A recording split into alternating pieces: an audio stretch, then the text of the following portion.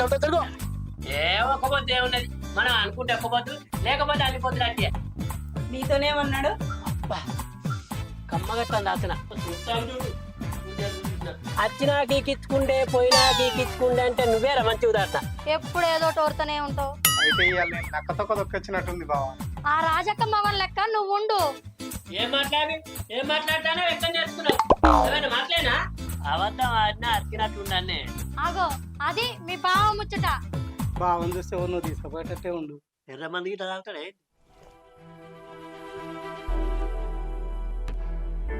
Bhavani